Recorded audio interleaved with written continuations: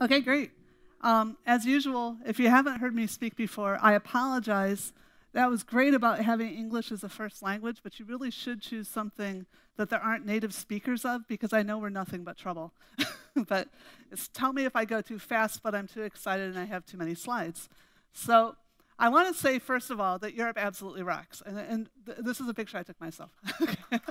Yeah, it's one of the top 3 economies, and I don't believe that we actually know what the ranking is because, sorry, there was just a great economist on, but you know, it's not the European way to hype, and the ones we're competing against it was. Actually, a lot of people don't realize this. In 2007, the Eurozone alone, economies are defined by currencies. The Eurozone alone was globally acknowledged as the leading technology in the run-up for the crash. But still, we know that at least one point we were the largest economy, okay? We're also leading globally now. We realized we had to step up and lean in, and we are leading on sustainability. That is the biggest issue. Everything else is falling out of that, the climate crisis, all these pieces, right? And I want to say, in fact, I think one of the ways that, that we met was this panel about what is wrong with Europe? Why is its AI so lame? You know, it's like, the fact that we don't have corporations more powerful than some of our governments is not an indication of weakness on our part, right? And this has been a message we've heard all day, so I don't have to harp on it right now. But regulation creates a situation that people want to come to. Do you know what the migration to China is? It's like 0.0005. Like, nobody goes there, and a lot of people leave, okay? So, regulation, AI, and data. I knew there was going to be a bunch of this stuff about the data, so I actually cut most of my AI slides, and I'm going to this basic thing. But let's remember, the A for AI stands for artifact, all right? It means someone deliberately made it, right? It's not something we discovered. It didn't come down. We didn't dig it up. It didn't come from outer space. It's stuff we build, okay? It's not that once some country discovers an algorithm, all of a sudden they're going to like spontaneously get omniscience. That's not how it works, all right? It takes time, it takes space, and it takes energy to do computation. And AI is a form of computation. If you want to hear more about this, you know, go find me on YouTube or something. I don't have a book. I'm an academic. I don't make money. Anyway, machine learning is one and only one statistical tool we use to build AI. So the people who are telling you all AI is built by machine learning now, I suspect that at least one of the large companies who was not on the stage recently who says that it's because they don't want you to even think about regulating their core business, all right? And also other people are trying to sell their machine learning. It's a great tool. It's one of the ways that we build AI, but it's not something, again, it's not that it just, you give it some data and suddenly you have AI. Humans decide what they want to do, what they connect to, which data they put in, how they configure the machine learning algorithm. All that is human processes, right? And not only that, but it's based on statistics. That means, you know, did you take Statistics 101? I had to because I was a psych major, right? I am also a programmer. I'm sorry I missed that part at the beginning. The train was late. Yeah, you only need enough data to determine regularities. So it isn't necessarily that the countries with the most data win, all right? First of all, we know that the most reliable data doesn't tend to be gathered by governments. That's because there's different incentives and people get paid differently for the data that comes in, right? So the first time I was at the World Economic Forum in China in 2018, when people were feeling more optimistic there, people there, the Chinese people, were saying, why is our data so much worse than Western data? That was something they were openly discussing last year. Unfortunately, this year, people were more reticent. But anyway, I don't have time to talk about China politics. Let's go on forward. The only reason to, well, as I say, I'm not talking about Chinese politics. The only reason to have excessive data is to micromanage populations, right? You need enough, like, how many people do you need to look at to figure out if we have 2 eyes or 2 hands? Not that many. How many people do you need to know about if you want to know exactly how many people are tweeting something bad about you? Well, then you need to know exactly everybody, right?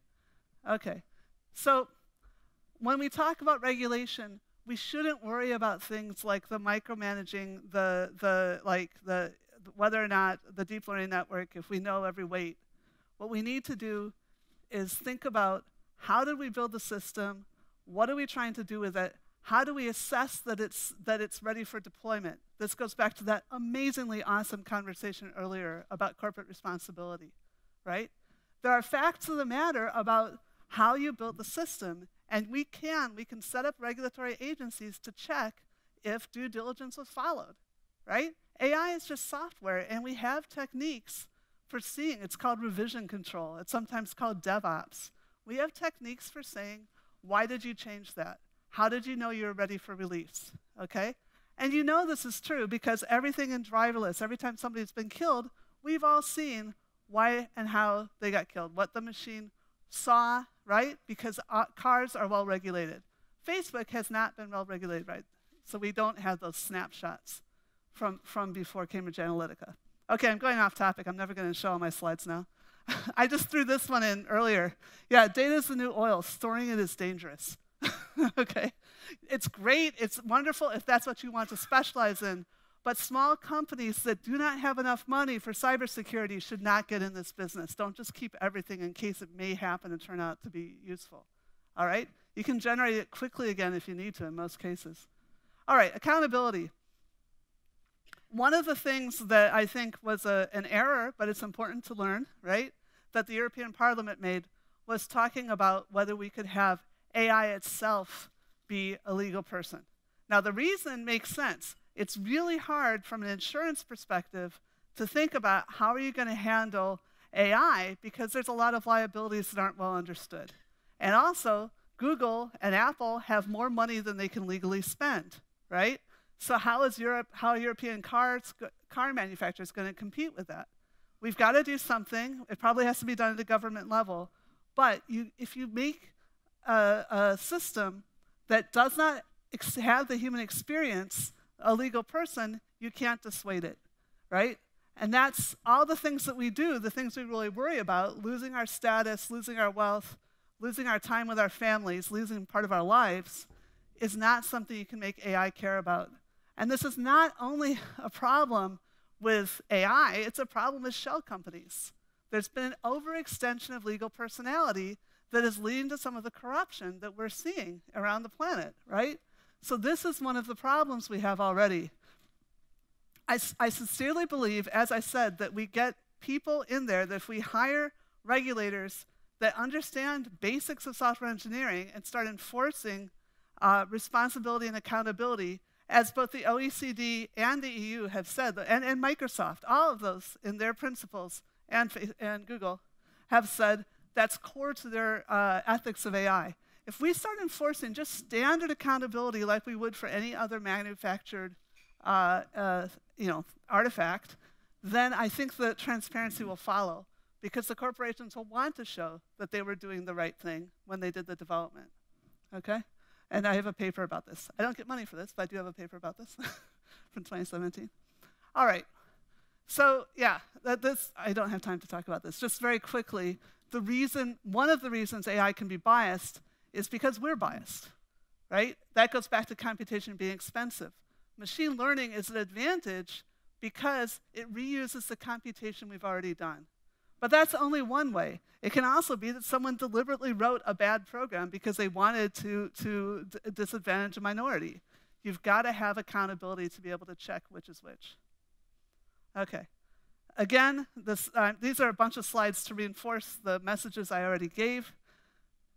Google, and not only Google, most of the giants own rivers and have their own dams, right? Electricity doesn't come for free. It's not just the algorithms, and it's not just the data. Look at this. This is like old infrastructure. I mean, Google tries to do good. They're buying old buildings and using them and converting them into useful things, right? But look at this. The EU apparently does not have the capacity to build its own chips. Google thinks that's essential, all right? They don't believe, especially, apparently they were doing this even before they found out from Snowden that the NSA was hacking them, right? So apparently that's been going on for a while. Anyway, AI is much more than algorithms or data. It's massive infrastructure. And these companies are both scary, but also global assets. It's amazing what we get from them. We are not only users. Yes, we can get addicted to some of these things, but we are consumers. We are absolutely getting incredible value out of these companies too. I don't know how I would have gotten here this morning without my Google Maps, right? Well, I guess I would have found a taxi eventually. Anyway, you cannot separate the social concerns of AI from cybersecurity. I want to reemphasize that. A lot of people want to put the AI in the golden eggs, you know, like geese that lay golden eggs, and they want to put cybersecurity in the weapons. You can't, it's not that they're the same, it's that they're completely interdependent. All right? Okay, so challenges, how much time have I got left? Oh, there it is, okay. I'll just tell you, we've already talked about this anyway. Let's talk about social disruption. Empowerment of individuals, dissipation of distance, communication of wealth across national borders, connection, concentration. I think it's these processes are allowing this to happen, and that's creating some of the inequality that we just heard, again, really well talked about on the previous panel. So one of the things I think is that you have companies that don't actually need that many people, hiring tons of people, paying them ridiculously high wages, and then creating all kinds of new problems when you can't find, you know, policemen or somebody to cut your hair, right? So I have a slide on that, so I'll go. And then, of course, this is something. It's rapid formation of new social identities. We're getting so much information so we can keep creating new groups. That's part of the challenge of the politics, all right? We heard a little bit about this. I'm sorry if I missed something earlier. You know, we can recognize how people are likely to vote from Facebook likes, also from seeing how they attend to the television. Guess what? If you have a Connect sitting on your television, someone could see that, okay?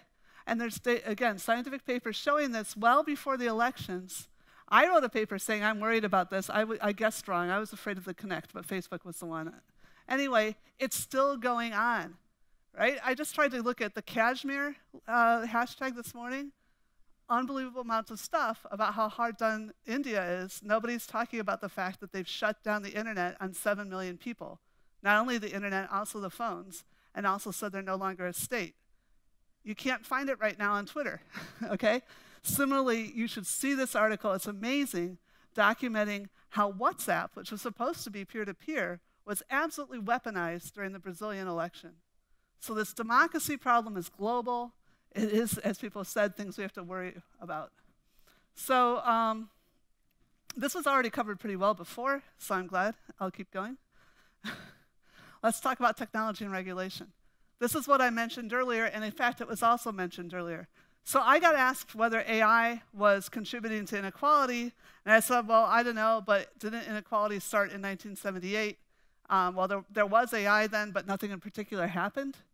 I now think this 1978 was when we stopped worrying about the Soviet Empire. We thought, oh, communism had failed because the Soviet economy is going down, right? Because look, we had very high, okay, let's see, the dark one is the proportion of the income that the 1% got, and the gray one is political polarization. Those have been known to correlate and shown to correlate for a long time. You get disruption, you get entropy if you have too much inequality, all right? So people figured that out. These are US data from one of my collaborators, Nolan McCarty. These are US data. In the United States, there was, after one war and one crash, there was a coalition between the elite and the proletariat, and we got FDR, and we reduced the polarization, and we brought down the income disparity. This is a political action. There's no, again, this is still something we're researching, but it looks to me like, you know, someone made, there wasn't a great decoupling in 1978. There was a great coupling, right, for a long period. Britain also did this about here. France is actually doing a pretty good job of this right now, incidentally. Anyway, so yeah, we had inequality in the late 19th century, maybe because of the then new distance-reducing technologies. Think about it. If distance matters less, of course you have fewer winners, and so they get more wealth. So what I would think is that, yeah, regulatory capture. I said that. Whenever you have technological innovation, you're going to also need governance innovation. So, and that, again, this is a theme we had this morning. It's important. All right. So I have to get back over where I can see my time. I'll just very quickly talk about technology, wages, and employment. This was already mentioned earlier. We have more AI than we ever had. We had more jobs than we ever had too, okay? But that doesn't necessarily mean everything is okay. Yes, there are more bank tellers than before ATMs, but that's partly because there's fewer tellers per branch, and now there's no branch managers. And so that is reducing wage differentiation, which may be increasing inequality. There also aren't enough truck drivers right now, actually, but that's because it's no longer a well-paid job. The future that people are worrying about is already here.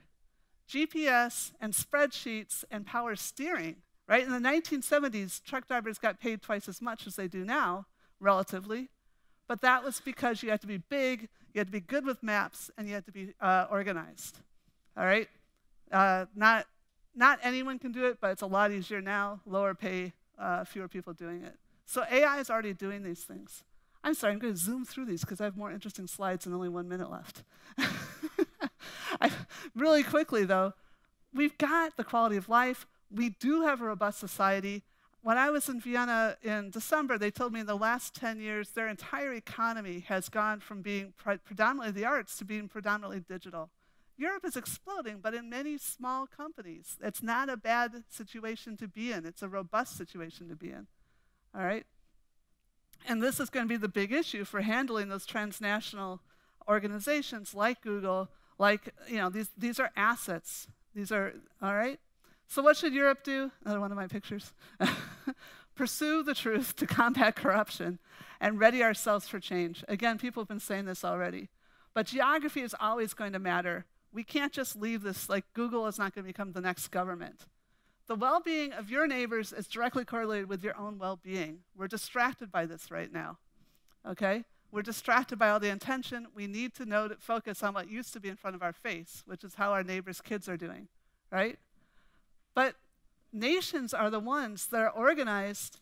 The UN has said, you're the ones responsible for protecting the rights within your borders. And it doesn't even have to be your citizens. Anyone within your borders, you're supposed to defend their human rights, their universal human rights.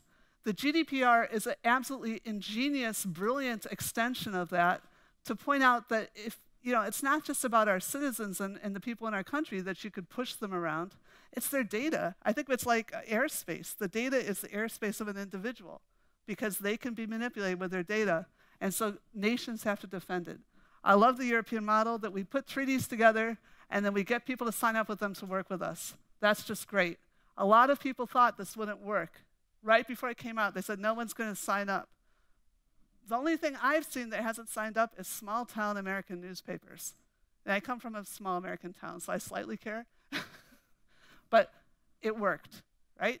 And not only did it work, the American big tech companies are saying, that is great for us because now we have a way to do business in 28 countries currently. And I've had Chinese people say to me, that's great because now we know how much it costs us if we break the law. Okay. So anyway, thank you very much for your time. And sorry I went over a minute.